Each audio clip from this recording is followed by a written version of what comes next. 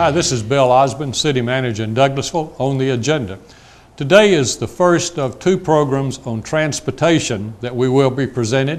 One here late in calendar 08, another early in calendar 09. We want to talk about SPLOST projects that we have, special local option sales tax projects that are being completed, have been completed. In 2002, voters in Douglas County approved a special local option sales tax, and the agreement between the city government and the county government resulted in the city having about $13.4 million for road projects. We'll talk about some of those projects today, and then again more so in our program early in 2009. One of those projects is the Highway 92 relocation project. We have more than $1 million in SPLOST money that's been expended on engineering and environmental work, and the city already had spent about $1.5 million on that part of the project.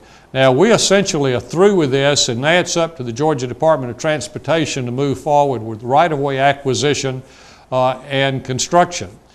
Downtown, our Livable Centers Initiative, LCI, we've spent a little over $520,000 in SPLOST as the 20% local cash match, more than $2 million in federal funds to help do a number of improvements that are related to transportation in the downtown area.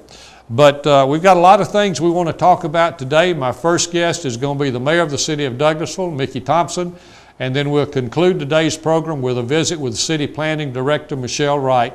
Thank you for being with us today, and stay tuned for the first part of our look at transportation.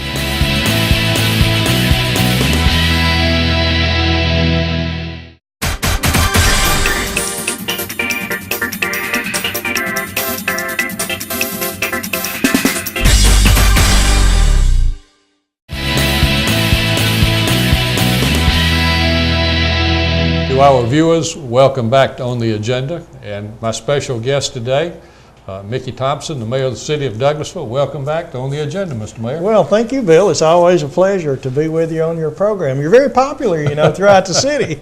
Well, thank you for being back. You know, the last time we had an On the Agenda program, you were here. We were talking about the new Public Safety and Municipal Court building. Right. Today we want to talk about some transportation issues. And as I finished up the first part of today's program, I was telling our viewers that if you go back three and a half years ago, that all of a sudden you begin to see a major increase in the cost of building materials. Asphalt prices, concrete prices, steel, fuel cost. And so that if you look at what we were looking at back in 2002 with the SPLOST program and the cost estimates on those projects, we had to make some choices because all of a sudden things cost a lot more than they had then. But I know that, you know, one of the choices that we made early on was we needed to move forward with the Hospital Drive project. Right. And I know you're very proud of that project, so just tell our viewers some of your thoughts about the Hospital Drive project. Well, I know that the entire City Council is very pleased that we were able to complete that project, but you were exactly right with the cost escalations. I mean, you only have to look at the price of gasoline at the pump to realize how much things have gone up. And of course, we all know that a large part of road construction is asphalt, and asphalt is a petroleum-based product, so fuel cost drives that tremendously. Now, I'm not sure when your program is going to air, but we've seen within the last few months gasoline to go from close to $5 a gallon back down. Now, this morning I saw it at $2.04. Right.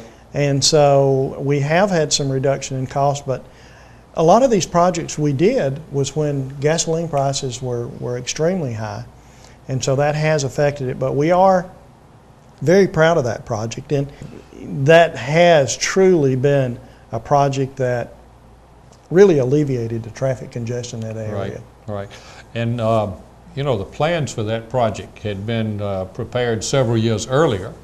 And we already had the right-of-way, so we were spared those types of expenses when we got ready to go to construction. But even so, if you look at what we had originally thought the project would cost, it jumped dramatically, and the final price on that project was almost $3.7 million. but I think we would agree that it was money well spent.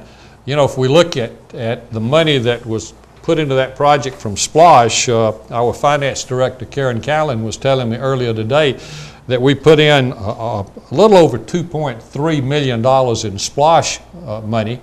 We had about $780,000 from GDOT, Georgia Department of Transportation, in a grant. WSA contributed, I think, $280,000. That was to help with a culvert. And we got $200,000 from the Douglas County Board of Commissioners. So in addition to this being a very good project from the standpoint of what the public has, it was a very good intergovernmental program, I think. Well, it really was. When you've got that many governing bodies and that many entities cooperating on a project, it truly is a project that has a scope far beyond just the city of Douglasville's ability. And we did get some money out of the county, about, what'd you say, $200,000, and about $280,000 out of WSA to do that culvert that runs underneath the road. And they're experts in doing that, so they agreed that that was something that needed to be done, that they would have to do eventually anyway. And it was cost effective to do it now when the road was being constructed as opposed to later going back in. And we certainly appreciate the Douglas County government for cooperating with us, and I'm sure we're going to talk about some projects we're cooperating with them where we're going to put in an equal amount or even more money. Well, it's even more, Mr. Mayor. They gave us $200,000. Now we're going to do $200,000 on the Presley Mill Timber Ridge project, and then some additional dollars down at Beaumar Central Church and Chapel Hill. So that's good back and forth in terms of intergovernmental cooperation, I think. Absolutely. Next time the chairman asks me about money, I'm going to remind him of this. No, we're very glad that we could cooperate on this project. It is a good project. I wish we could do more projects like this. And you know, if you look back, what you mentioned about the right-of-way acquisition, that's a large part of any road widening project. And we're very fortunate that we had a city council many years ago that looked at the construction in that area and realized at some point in time the road would need to be widened, and they acquired the necessary right-of-way. Most of our road construction projects, we don't have that luxury. We have to purchase property, and it's very expensive, and it limits and sometimes prohibits actually doing construction. Highway 5 is a good example. I mean, it would be virtually impossible to widen there because of the right-of-way acquisition cost. Hospital Drive being a major project, of course, Chapel Hill Road is a project that you've been very interested in, and I know that about 4 years ago, the Douglas County government, basically money from GDOT, had a consultant study done on the Chapel Hill Road, Stewart Mill Road corridor. And I know that you and the city council members were very disappointed when it came back and didn't show making any changes for long years on what we thought was some major intersections in the city. And so after a lot of discussion, of course, we took the bull by the horn, so to speak, and undertook a project that I think has been very successful. Do you want to tell us about that? Well, it has been very successful, and Bill, you're exactly right. We had basically waited on that project until we could do the entire Chapel Hill Road, and we were going to use splosh money from the city and splosh money from the county and other revenue that we might get through grants and from the Georgia Department of Transportation.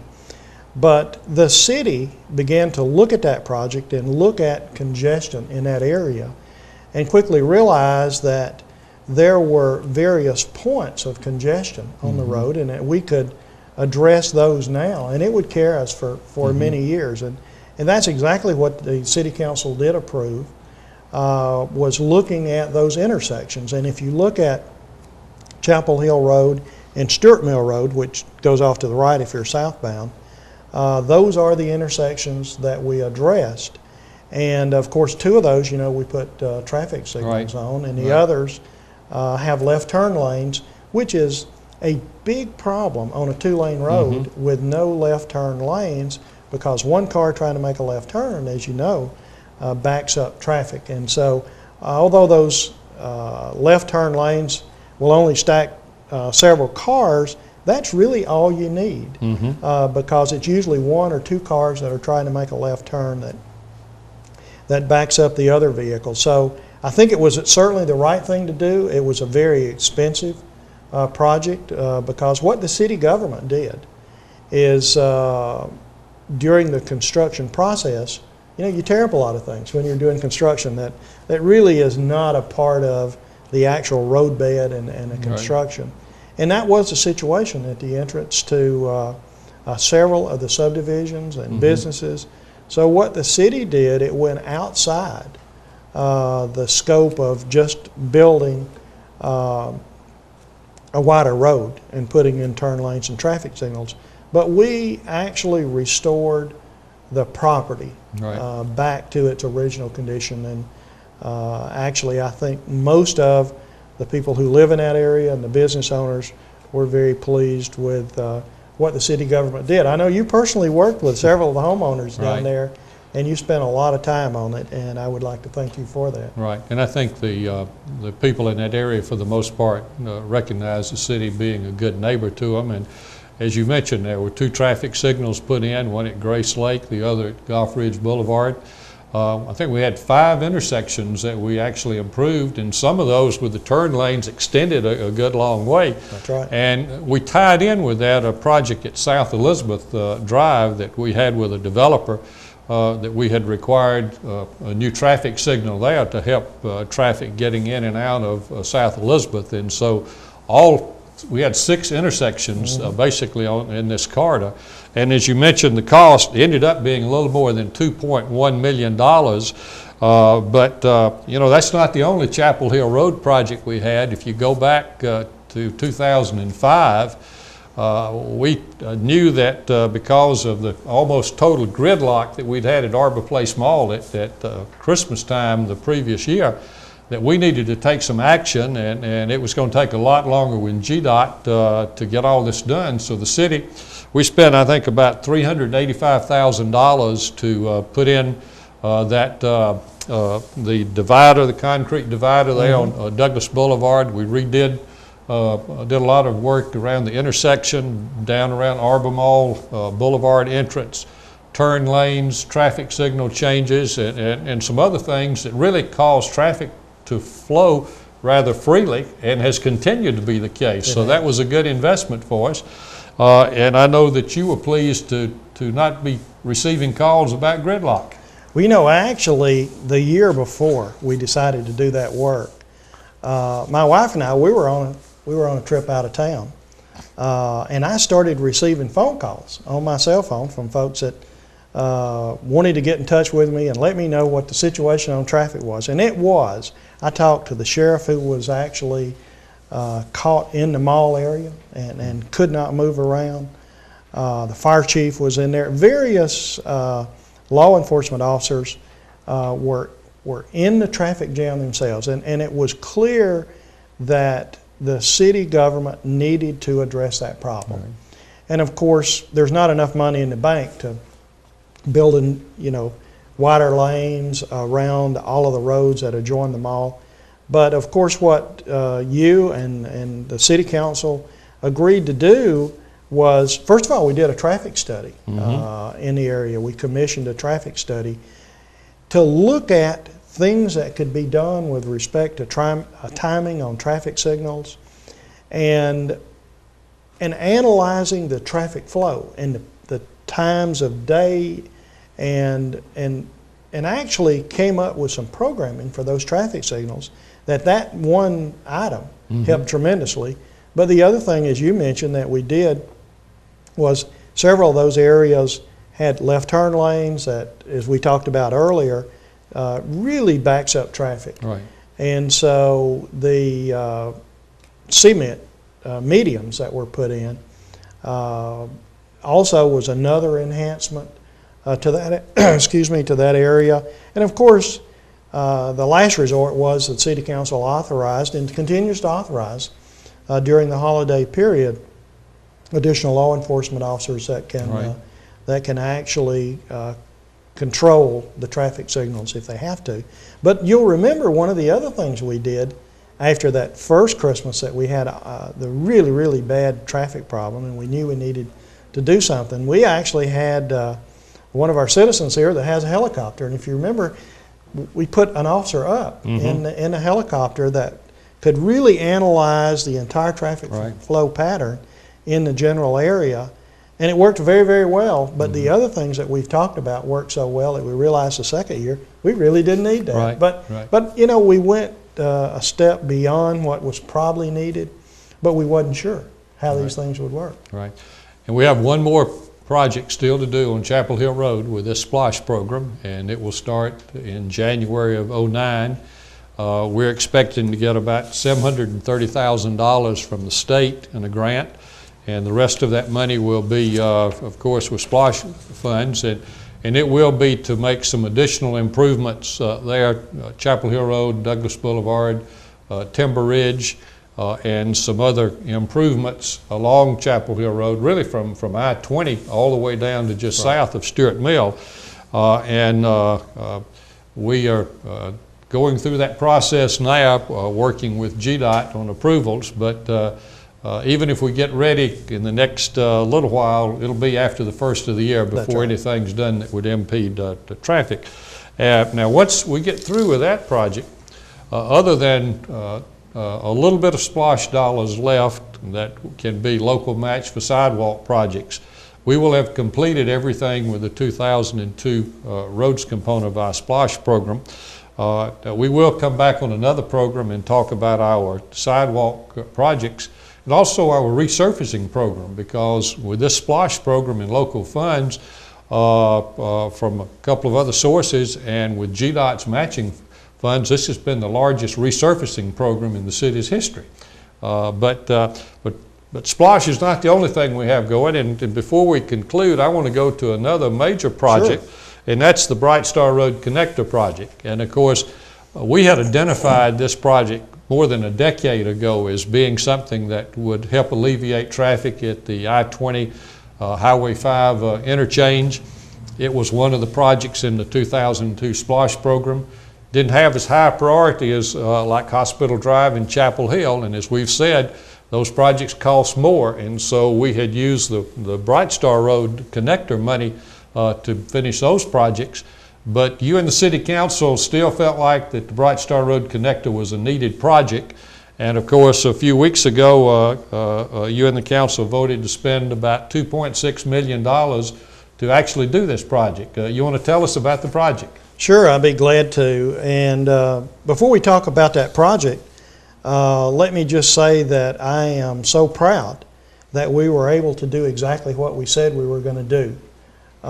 Because, you know, you're only as good as your word, and if you promise the citizens that you're going to do certain transportation projects, then you need to be able to do those projects. Now, as you said, we actually had to spend more money on all of the projects that we've done than we ever thought we would have to spend because of the escalation of all of the things that you need, in addition to right-of-way acquisition because of property value is going up and the cost of fuel and all of the other things.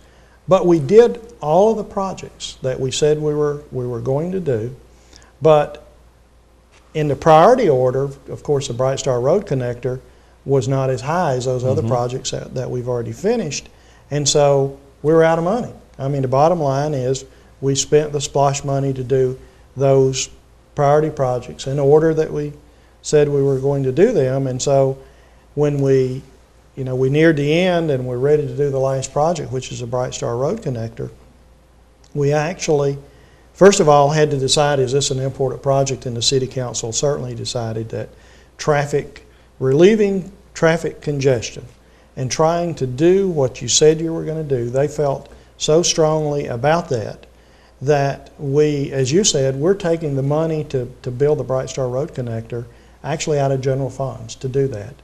And it is an important project because if you've been in that area around Highway 5 and Rose Avenue, especially around Christmas time, you realize you just can't get around. And so this new access road will do a tremendous job in relieving that congestion. and provide a different alternative for people to move about the city. Right. So I'm very proud that the City Council agreed to move forward on this project. And actually, I don't know if you're going to talk about that, but the council has already let the contract. And I was over, not there, but close to the project yesterday, I guess it was. And they're cutting trees. I could hear the chainsaws and the grinders and things like that. And of course, if things go, especially if we get good weather like we've got now, and if things go according to the way we have them planned, you know, we'll be able to drive on this road by the beginning of 2010 or hopefully the latter part of 2009. Right, so that's exciting. In fact, a lot of things going on in the city. Certainly appreciate you being here today. Any closing words?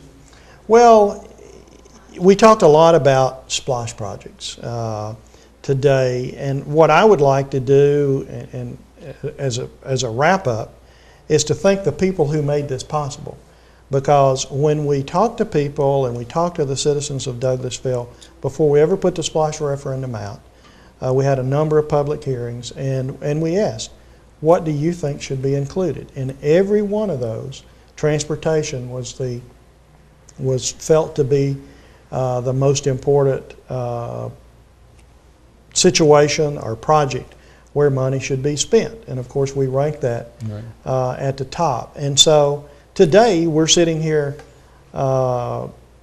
almost at the conclusion of that splosh, and either having started or finished all of the projects. None of that would have been possible without the people who are watching this program and the people who are the voters in the city of Douglasville approving that splosh. Without the approval of the splosh, virtually no money would have been available to the city council other than raising property tax, and nobody wants to do that. So I've got to thank the citizens of our city for giving us the ability to do these projects for them. And I've got to thank the city government, the city council, for their diligent effort in working through these, because there are just a whole host of decisions that they have to make as we move through this. And last but not least, you and the city staff for working on these projects tirelessly. And as you know, you've dealt with each one of these almost on a daily basis, and I'd like to thank you, and thank you for inviting me to be on your program today. Well, Mr. Mayor, it's been great to have you here. And to our viewers, when I come back in a moment, I'll be talking with our City Planning Director concerning comprehensive transportation planning. Thank you for being with us today, Mr. Mayor. Thank you, Mr. Osborne. It's always a pleasure.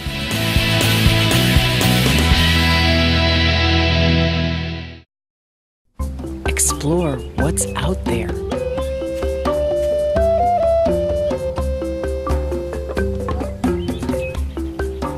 For the children in your life, visit Nature Explore at arborday.org.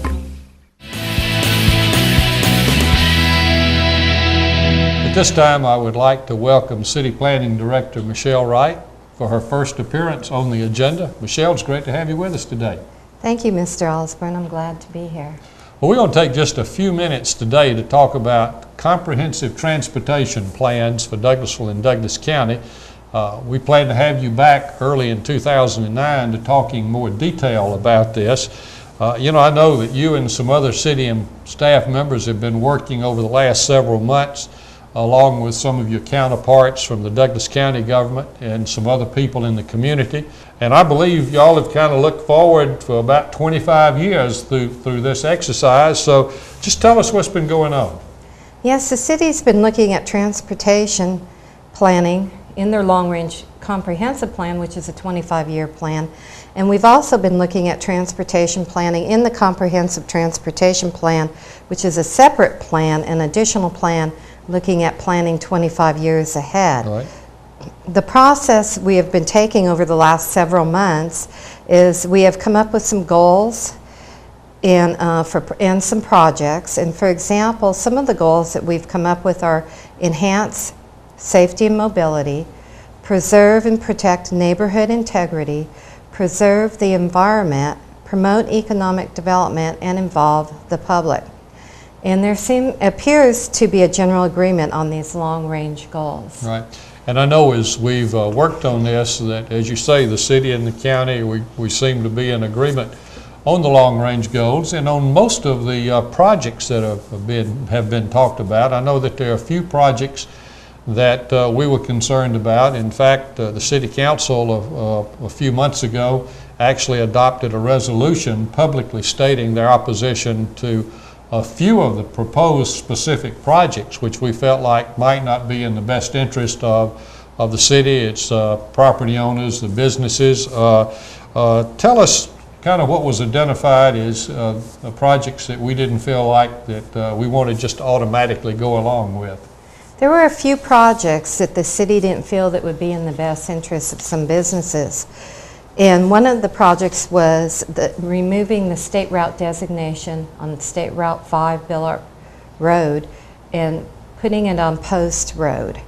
The other project was the State Route 5 at I-20 interchange and making it for buses and carpools only and not allowing single vehicles on to that interchange. The city feels that these projects weren't steady and could possibly hurt businesses in the area. Right. And I think that you, Jeff Knowles, some other staff members, myself, we've been involved. The Mayor and City Council agreed that we should have a consulting group to work with us, since the county had consultants that they were working with. And you know, we've had a number of meetings, and as you say, we felt like that more study was needed. And as we make this report today, both governments are in the process of completing work, getting ready to transmit it to the Atlanta Regional Commission.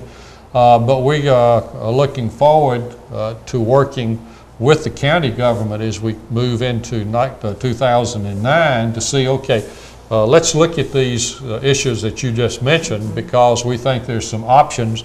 We want to be mindful of what we need in terms of long-range transportation, the carrying capacity and the location, but we also have to be concerned about what the financial, the economic implications are for us. So we look forward to those discussions. Now, if you would, as we conclude today's session, tell us what happens with the city is working on its plan that would be attached to the county plan. The county is working on its plan, the comprehensive transportation plan, and those will be delivered, presented to whom? Well, then the plans will go to the Atlanta Regional Commission, and the Atlanta Regional Commission would approve the plans, and then they would come back to the local governments. And then hopefully the local governments each would approve their own plans, and then they can implement the plans. However, that is not the end of the process. It's an ongoing process where you're constantly updating and reviewing your plans. Right. This is a very important plan because in the future, as the Atlanta Regional Commission and GDOT look at these plans, those actually get involved in making funding decisions for what we may receive in terms of state and federal dollars. That is correct, and it's very important, our transportation plan, for the future and for future funding for our projects. Right. And we're going to have you back early part of 2009 and go into more detail with what's in the plan. But appreciate you making a quick stop today on the agenda, and look forward to having you back with us, and thank you for being here. And thank you for having me. And to our viewers, next time, join us on the agenda.